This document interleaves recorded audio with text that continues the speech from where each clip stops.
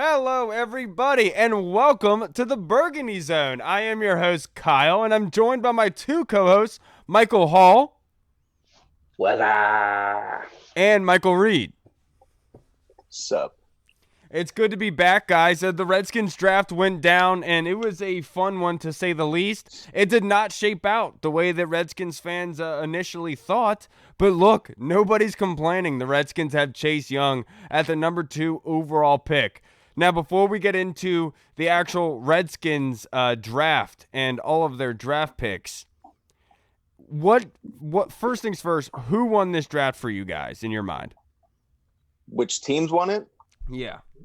That's always, there's a lot of teams had some good drafts. Surprisingly, unfortunately, the Cowboys had a very good draft. They got depth in just about every round. I like what the Browns and Cowboys, or the Browns and Vikings did as well. But I really like what the Panthers did, being able to get all defensive players. It's the first time in history that they've done that for sure. And being able to take Derek Brown at 7, passing over Isaiah Simmons, and then trading back into round 2 and getting Jeremy Chin, who's a lot like Isaiah Simmons, to kind of fill that role. And I also like what the Jets did, surprisingly, being able to take Mekhi Becton there, so they get the left tackle solved, and then they get a number 1 wide receiver in Denzel Mims in round 2, and then they come back and draft Ashton Davis, who should fit perfectly next to Jamal Adams, assuming that he's there this year, and then Jabari Zuniga in round 4. There's a lot of teams that did very good, as long as you're not the Packers. You can see something good in every draft. Yeah, and it seems like even their quarterback seems to be hating on their draft. Everyone's piling them on a little bit, and they've never drafted a wide receiver in the first round, as long as Aaron Rodgers has been a quarterback. And for some reason, they keep churning out wide receivers. But one thing of negativity in regarding to the Redskins, I saw Jason Reed had to pop his head up again, and he had to give his 2 cents because, he couldn't let a good Redskins draft go by without giving his 2 cents. He put out a quote from, I think it was like mid-2000s, about when they wanted Jordy Nelson, or late 2000s, they wanted Jordy Nelson right there. And all of a sudden, everyone wanted him. It came right up to the draft pick. It was coming. All of a sudden, they took Devin Thomas. And then 2 picks later, the Packers took Jordy Nelson. They went back to that same scout and said, hey, man, what happened? I thought you guys wanted Jordy Nelson. And he said, you know what happened. And the fact that, did you guys hear about that? I just felt like the timing was very poor on his part, just finding an excuse. When there's nothing going on, people get bored and start telling stories about it. Right. But it's not like it's boring. There's a lot going on right now. Yeah, it makes sense. That was definitely a Snyder pick. Devin Thomas and his 28-inch vertical jump with 1 season of production. It was a smart pick, Do you remember when he asked Mike Shanahan if he could go record that rap video? Yeah. Instead of being at training camp, and Mike Shanahan was like, "No." Remember that? Remember how excited we all were for Devin Thomas and Malcolm Kelly and Fred Davis, where everybody was so pumped. That was the beginning, right? Yeah, that was the beginning of the end. Is it safe for us to say, though, at this point, that Bruce Allen is worse than Vinny Cerrato? Yeah, I think by far. Right. Just at based off of win percentage off of bet, At least Vinny Cerrato had the excuse for he just didn't know what he was doing. It's almost like Bruce purposely sabotaged this entire team for his entire tenure. Right. And come to find out, Bruce was a snitch. That'd be so funny if that was the case. A paid shield by the Raiders. Yeah. Did you guys hear over the weekend? Brashad Breeland, unfortunate enough, had gotten arrested. Yeah. It just sucks. Unfortunate, but I thought the funniest part about that whole thing was I thought that his mugshot, it looked like he was about to tell a joke. Go Google his mugshot right now and you look at him. He looks like he's about to laugh. What about it? Was it Telvin Smith who just got arrested too? Yeah, what was that about? I heard there was some with minors. Yeah, it was something with sexual contact with minors or something disgusting. And I hope that that's not true, but. Yeah, I don't even know what that even possibly means. Could that mean he's in a movie theater and decided to do business there, and people were around, or was this in a confined space alone? That's such a weird broad scope, to label on it. Either way, with a minor, that's never good. Exactly. No, never. And speaking of, I'm sorry to say that, but let's get into the Redskins draft picks. And we look, we've talked ad nauseum about Chase Young all day long, but I want to start going, and I want to go over the Redskins draft, but I want to start from the back end first. And what I want to do is I want to go over the undrafted free agents, because today I did a film breakdown on the German prospect that they had just brought over from Germany. Did you guys see that? His highlights at all? Yeah, I saw what you put out on Twitter.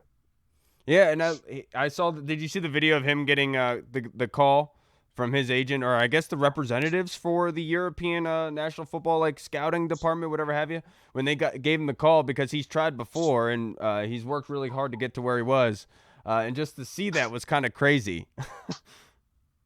Yeah, I didn't see that. I didn't see him get the call. I got to watch that afterwards. Is it on Twitter? Oh yeah, the Redskins shared it and everything. He's crying, giving it before. Is he crying in German?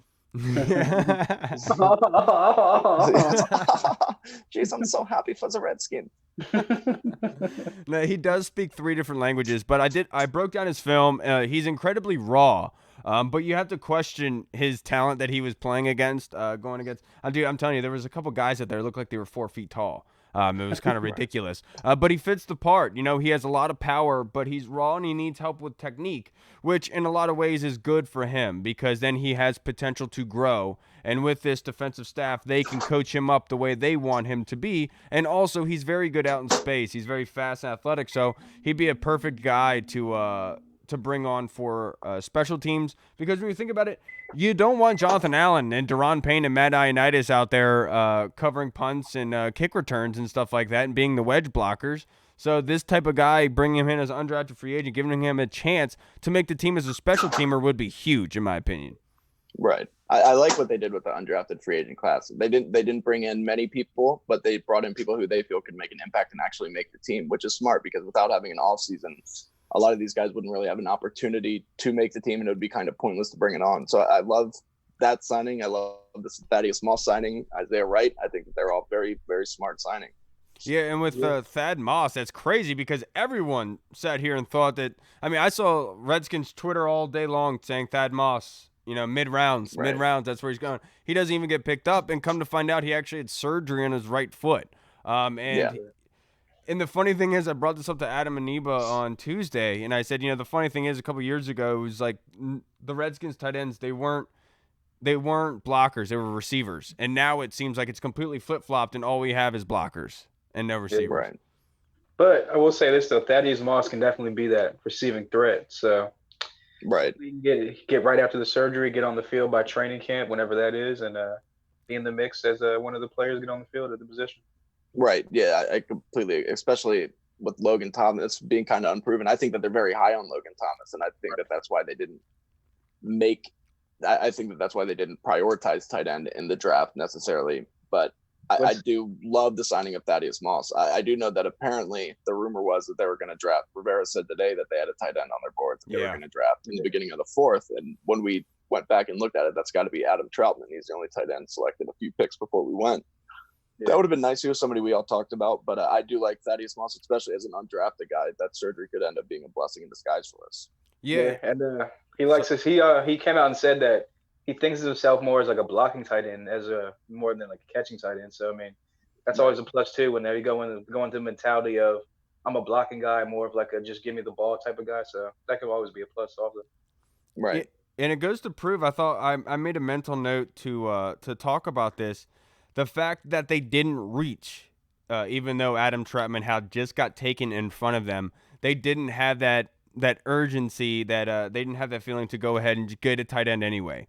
They were able to sit back and say, all right, who's the best player available? And hearing from what I've heard so far, they're high on Sadiq Charles, and they think that he can do well. And the question that I have is, how good is Wes Martin, and can Sadiq Charles beat out Cornelius Lucas for left tackle? And if he can't, can he kick into left guard and beat out Wes Martin?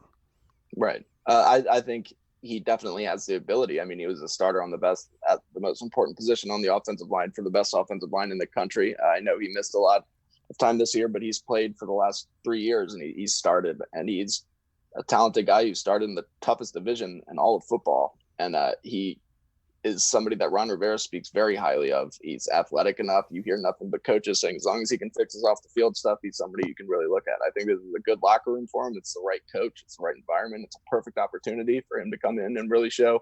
He's not going to be an all-pro tackle right away if he does win the left tackle job, but he's somebody who can maybe flash and really kind of clamp down that spot going forward. Yeah. I'm just looking for consistency because if you go back and look at some of his tape, one play, 2 plays here and there, he'll look like a first-round talent, Right. like surefire, and then the next one you'll be like, I don't know if he's even like draftable. Hopefully the coaching staff can bring some consistency to him, his play, and I think Thomas Davis and Adrian Peterson, those veteran guys like that have been like established guys, like good guys in the league, I think they'll be able to keep in the line, and especially like Rivera. Right. And pre-draft they talked to him anyway, so they had like multiple conversations with him. And that was a guy that they were targeting most likely anyway. So, I mean, I think it'll work out. Yeah, and he's young, too. He's very young. He doesn't turn 21 until December of this year. So he's going to play the majority of the season as a 20-year-old. And all 20-year-olds are immature. So as long as he kind of gets that taken care of and kind of follows Ron and these leaders on the team, like you said, I think that he'll definitely have an opportunity to show out on the field. Yeah, and I just don't believe that he will be able to be ready for the left tackle spot by the start of the NFL season, if it does go down, according to Fauci, the latest reports. But I just don't think he's ready in a shortened offseason. And I think Cornelius Lucas, coming off of a 4-game stretch where he feels really good that he had with the Chicago Bears, I think he has the confidence and the ability to take that starting spot, especially with a coaching staff that has respect for veterans. You know, this isn't your typical coaching staff. They're not the type of guys who just to throw other guys under the bus like that. They'll find a way to get you in if you work hard and you're good enough. And I think Cornelius Lucas is, and he's proven more than Sadiq Charles. And in a shortened offseason, I don't know how Sadiq Charles could overthrow him based off what I've seen. Because, look, I watched that Alabama film with Anthony Jennings, and at times, look, Anthony Jennings got drafted. I completely understand. But at the same time, he's going to be going against guys that are much better than Anthony Jennings on a weekly basis. So you're going to have to do better if you're going to play left tackle, in my opinion. And I'm not sure if he can progress in a shortened offseason enough to be able to do that every Sunday consistently at the left tackle spot. Right. I completely agree. I think the first season is kind of going to almost be like a redshirt season for him. If he ends up winning out, I mean, we've seen that happen before with mid-round picks with us where nobody expected him to do anything. All of a sudden, Cole Holcomb's one of the leaders of the defense, that would be impressive. But right now, you're completely right. Both of you guys. I mean, the tape doesn't really show it. But if they can get him down, if he can learn some things or if he can improve and he really kind of grows on his own, then I think he could definitely come in and at least, you're right, compete for a left tackle spot, possibly down the road, take over right tackle or slide inside to guard. I think that would be, I think he's better at guard, that he should be at least. Yeah, and I think he should be. He's perfect there for that left guard spot because you have to imagine what do you expect out of the left guard, out of the guard position, and that's being able to move out in space, be strong, and have you don't have to have long arms, but just being able to block and pivot block, which he does well. So I don't see why he can't transition to guard and do well immediately. The only issue I have him with left tackle is it's just his footwork and technique at times, and at that the most important position on that offensive line because of the quarterback. I just don't know if the Redskins can mortgage it right now. Yeah, no, 100% agree. I mean, I feel like at this point he's like not really a developmental player, but more of like you said, you're going to find a spot for him at some point if he's able to play. And I feel like it's just gravy on top at this point. He was a 4th-round pick, so it's not like you're really expecting a lot out of him type thing. So if he comes out as a solid player, great. If he takes a little bit of time, so be it. And hopefully a year or two from now, especially like I said, with the shortened off season, hopefully within next year, 2021, he'll be that starter at left tackle, if not this year. Yeah, and the funny thing is with all of the all offseason, I've heard Redskins fans complaining about all the free agents that we're not involved with. And now after the draft, we're sitting here saying, wow, we have a lot of football players that could fill in the offensive line now.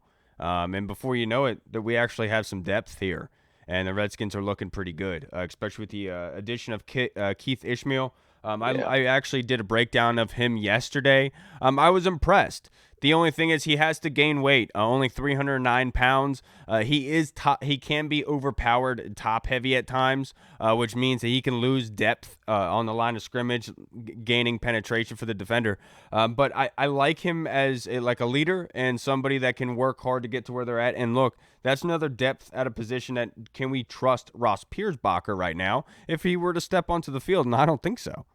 Right. Yeah, I think Piersbacher really showed last year that he just isn't ready for the NFL. He's not strong enough. He got bullied around a lot, but I really do like Keith Ishmael a lot. He was the highest rated interior pass blocker among all players in the draft. According to Pro Football Focus, he had like an 88.9 rating. Take that with a grain of salt. Take that with a grain of salt. You know. Well, I mean, he's still a very good passer. Yeah, yeah. Oh, without a doubt, without a doubt. That's more of a shot out at PFF than anything. Oh yeah, no. He can play all three of the interior positions. He can play left guard, right guard, center, and that's kind of a trend that you saw in this draft. Is they did take guys who could play multiple positions, and that's especially important on the offensive line especially with our injury history, where you can just have somebody come in and play all three spots on the interior. We're good to go. Yeah, that was going to be my point, where he could play all three interior positions, and with our history of injuries, I don't think it'll be as bad going forward because it's a whole new training staff, but can never be more safe than sorry, and it's great depth piece. And again, if he pans out as a fifth rounder, as a potential starter and a role player going forward, it's just gravy on top at this point. Yeah, absolutely. And I think versatility is the title of this draft. If you're going to put this draft class into the history, into the Bible, the Redskins Bible, if you will, it'll be titled versatility. They got a bunch of guys here that can play multiple positions, and the one that I think in a very short amount of time, I think Hall was the only one that was for this pick, but at the time of the selection. But Antonio Gibson, the running back, after doing the film on him, I have to say it because it's a great soundbite. But I think that he's a semi-truck that can launch off into space, into outer space, and that doesn't really make much sense to people. But he can run people over, and then he's gone. You can't catch him. He's very fast. He run a 4.39 40. Yeah. Incredibly fast for somebody that is a very hard person to bring down. And it's very impressive to see. And I'm wondering, I want to pick your guys' brains. How do you think the Redskins are going to use him? Because I was able to watch some of Scott Turner's film last year when he was calling the offensive plays for Carolina, and I have a pretty good idea how they're going to use him. Yeah. Oh, yeah. It's going to be very interesting to see how they use him. Obviously, Scott Turner was all over this pick. He apparently really wanted him, and that's another good thing that Ron and Kyle Smith listened to their coaches actually and got them somebody that they could use. He's, of course, when you first saw that pick, you were a little bit nervous just because he's listed as running back. You know, that's what he was always been considered this offseason. We know he played wide receiver last year, but then after you heard Scott Turner and Ron Rivera and these guys talk about how they're going to use him, you got so excited. He's going to have a Christian McCaffrey type role. That's something that you hear a lot, where they're going to split him out in the slot. They can play him out wide at points. He can be in the backfield. He can line up on the field with J.D. McKissick. He's going to be on there with Darius Geis and these guys. And he's not going to tip the hand to the play, to the defense. You're not going to know what they're going to do, because it can be a run, it can be a pass, as long as he's on the field, and it's just going to add another element to the offense, which should help Wayne. Yeah, I think he's going to use him like he kind of used Curtis Samuels the last couple of games when he took over the offensive coordinator role. As a like slot receiver, split him out wide, use him in the backfield, kind of like a gadget player if needed, because Riverboat Ron likes a couple gadget plays here and there. He's deadly in the return game as well, so I just think he'll just be an all-around player, and I just look forward to him making huge splashes going forward this year. Yeah, and a lot of people that were saying that was too high of a pick. That's not the case.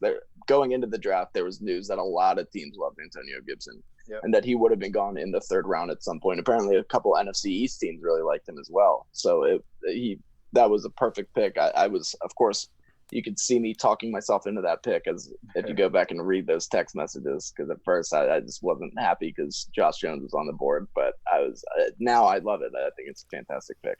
Okay, you guys have to you have to give me some respect here and some credit. Don't make fun of me.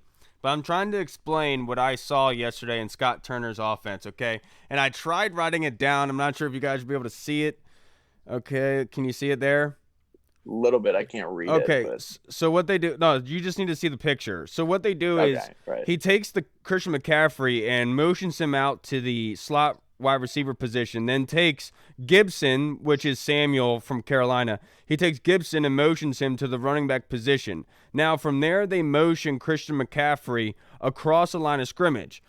They use this in multiple different sets. And the reason why I want to talk about this is because it's a lot of movement that Scott Turner does pre-snap. And so it makes the linebackers continue to see movement all the time so they get used to it. In one play in particular, Scott Turner does an incredible job of being able to take Asante Samuel on a motion from the slot over to the tight end and then back, which making it annoying for linebackers because you're crossing their vision. Very next play, he does the formation I tell you about, takes Christian McCaffrey to the slot, motions him, then they hand off to McCaffrey as a motion coming across. He takes it for 15 to 20-yard gain on the outside because the linebackers weren't expecting it. They thought that the motion what year was this? This was last year. With Asante Samuel? Oh, sorry, with Curtis Samuel. I'm sorry. My apologies. That's why I laughed earlier. I was like, yeah.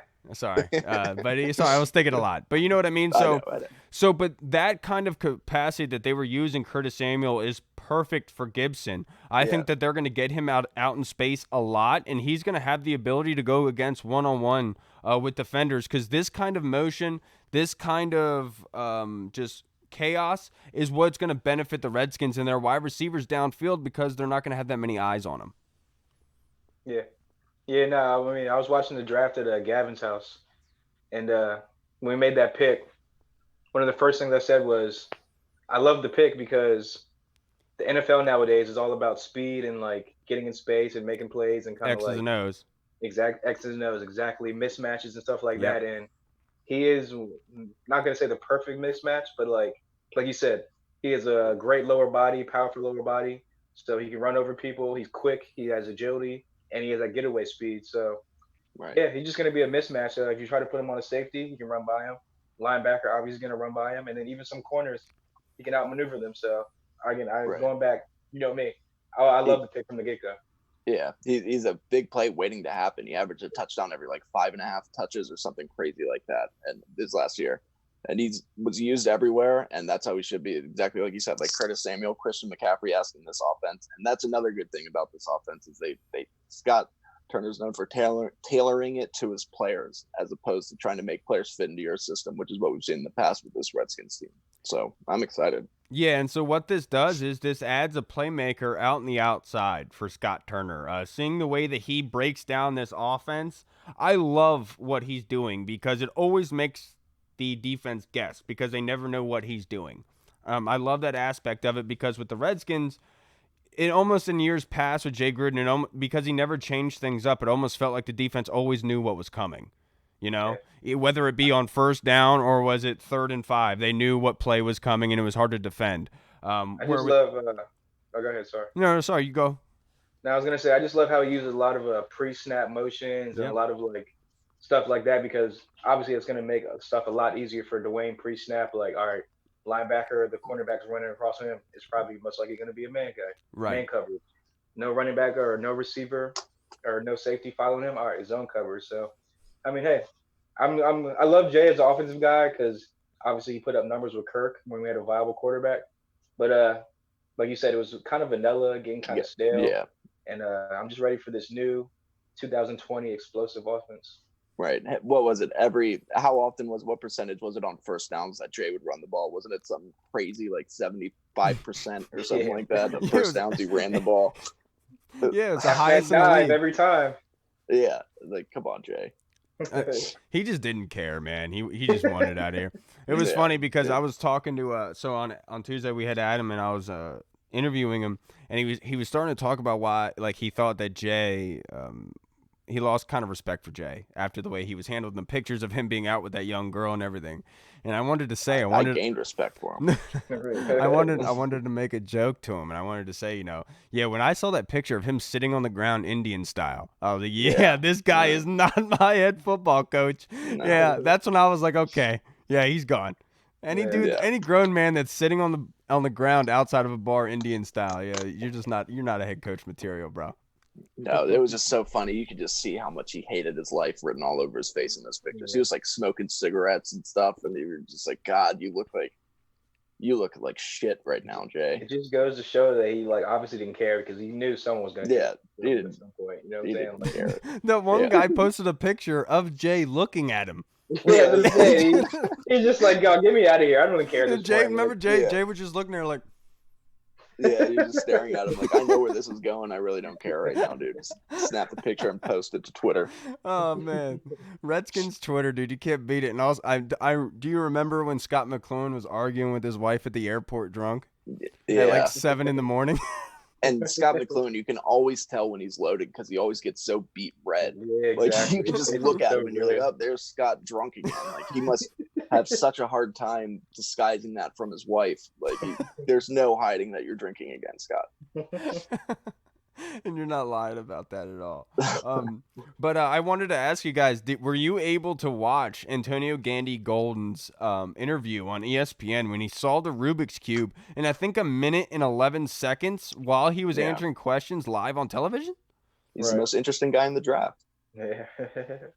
Hey, I mean, a lot of people had him as like one of the best and like highest steals in the draft class in this 2020. So, again, kudos to Kyle Smith, who's probably most likely going to be named GM going forward, which I love that. He should. Yeah. Yeah. I mean, Gandy Golden is, if this wasn't a 2020 draft class that we're talking about with just so much depth at wide receiver, he would have been higher of a pick. He would have been definitely third, possibly even second in some years. So we got a steal there. I remember, Kyle, we were live when they made that pick. That's what you were saying for like 5 straight picks. So better get AGG, better get him. They went out, they got him. So that was, I think that's important. That's something that we haven't had at the wide receiver position in a long time. That size and that strength, just that raw jump ball ability. And I'm very excited to see what he can do.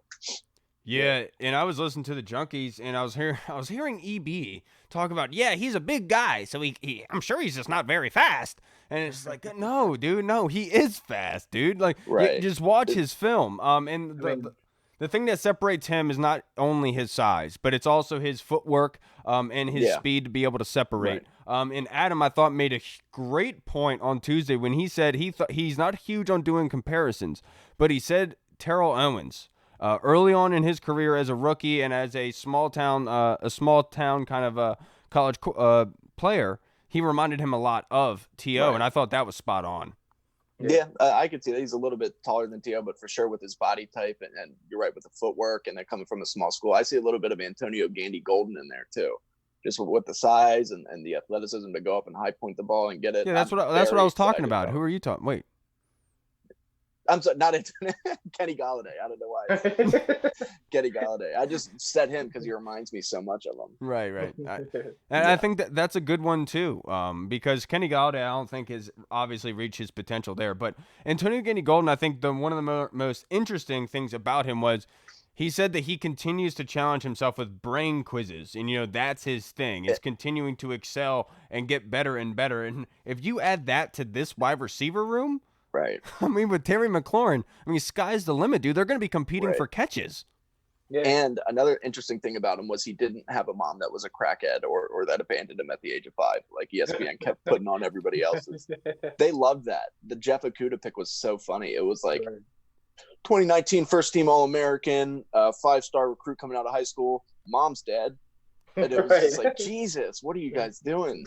They got dark really fast. Jeez. Yeah. Absolutely. Sorry, I just got a notification that this thing is saying it's going to be done in 10 minutes. So I guess we're going to be done in 10 minutes. It's 6:40. I know. I hate Zoom, dude. Zoom sucks. But one of the things I wanted to talk about most with Antonio Gandy Golden is I don't think that this dude is only going to be strictly a red zone threat. I think this is a guy that's going to step in right away and command catches because at the NFL level, we're going to struggle to separate guys from corners. And I think with his size and his ability, he's going to do a lot of work between the 20s. And not just in the red zone like everyone's saying. He's not just a jump ball guy. He could run the entire route tree. Right. And I could see him catching close to 60 to 70 balls this year. Yeah. And I was going to say, I could just see him, Terry being that kind of stretch the field and kind of big play receiver that we're going to use. And AGG definitely just being like the intermediate to kind of, possession kind of guy. And as well as the 50-50 and red zone threat. So he's definitely going to be a versatile number 2 receiver for us going forward. I love the pick. Yeah, and even if it's not right away, because we don't know what's going to happen with this offseason, I think he should definitely develop into the second wide receiver. And I think it'll be a very good thing for a quarterback like Dwayne, who, at least from what we saw last season, when he misses, he tends to miss high. And it's going to be kind of hard to overthrow this guy. So I think that should work in his benefit. Yeah, and that's actually a very good point by you, because Dwayne does miss high. It's not anything. Sometimes quarterbacks do that, but with Dwayne, it seems to be a tendency. And with Antonio Gandy Golden, he's proven that he doesn't need the perfect ball. He'll go out and get anything. And I thought the funniest parts about it was everyone was questioning whether he could go across the middle.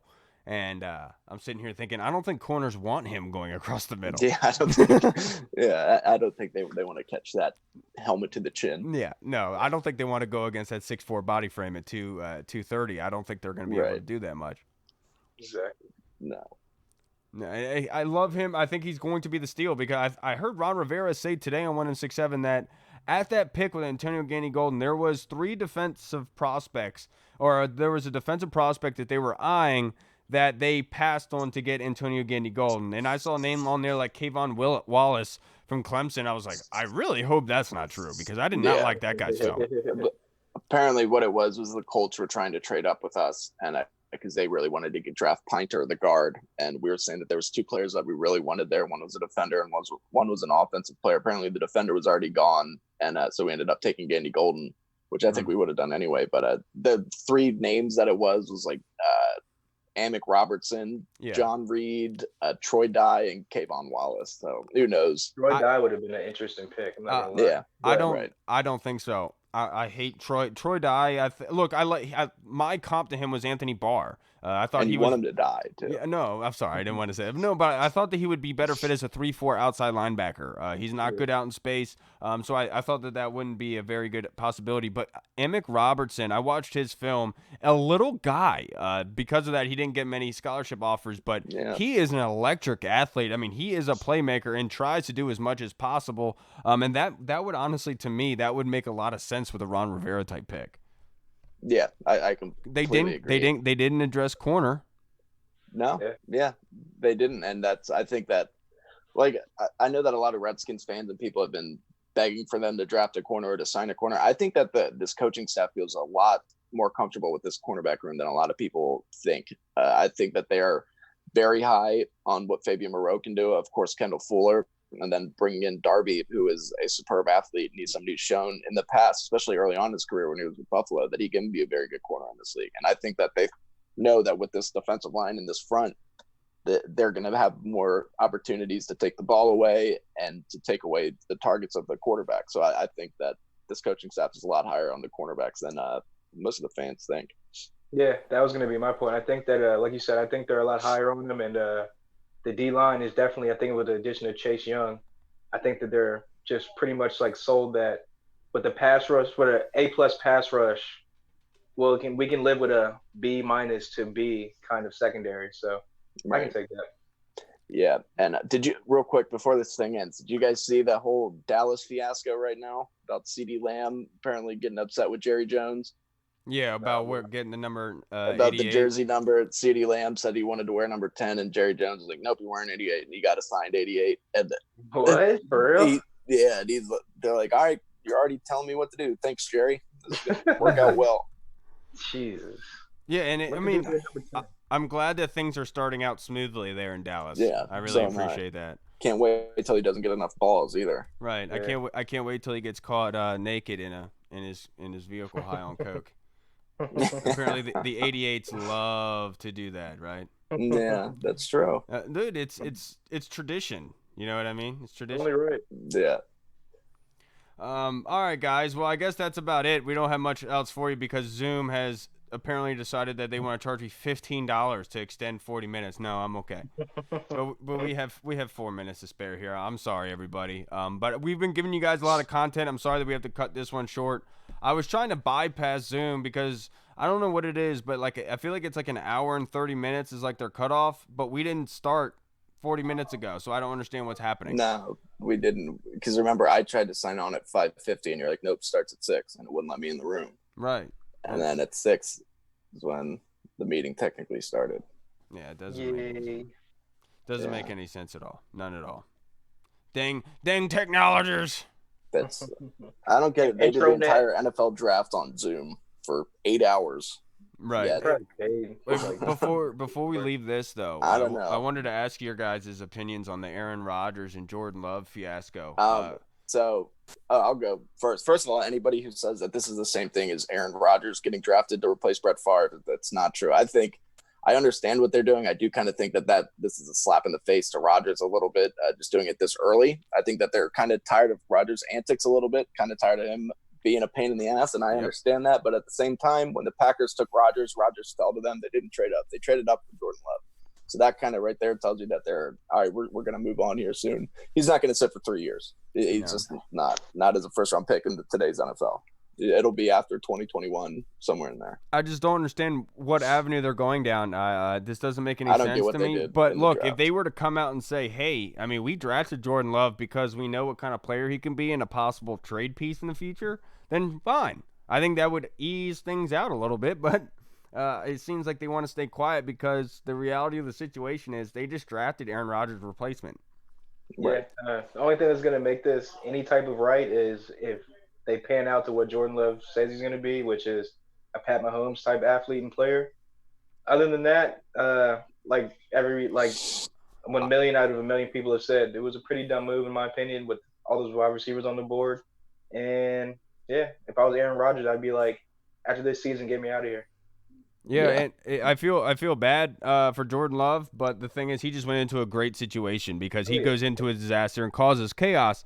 But look, I wasn't very high on him because I didn't think he could step in right away. But now, if you're telling me that he's going in, backing up Aaron Rodgers and learning from Matt LaFleur, then yes. Perfect. Then that makes a lot of sense to go trade up and get him because you're essentially doing what the Chiefs did with replacing Alex Smith with Pat Mahomes. Right. Yeah, and that makes a lot of sense. Like you said, if he were to start right away for a team, he would, in my eyes, be 98% a bust. But now that he has the opportunity to sit, I think that can work out. Yeah, I just think it's going to be at least 2 years because the cap hit going forward until 21 or it's like 51 next year and then like 31 million the year after that. Right. And I don't see the Packers eating $31 million. So that's true.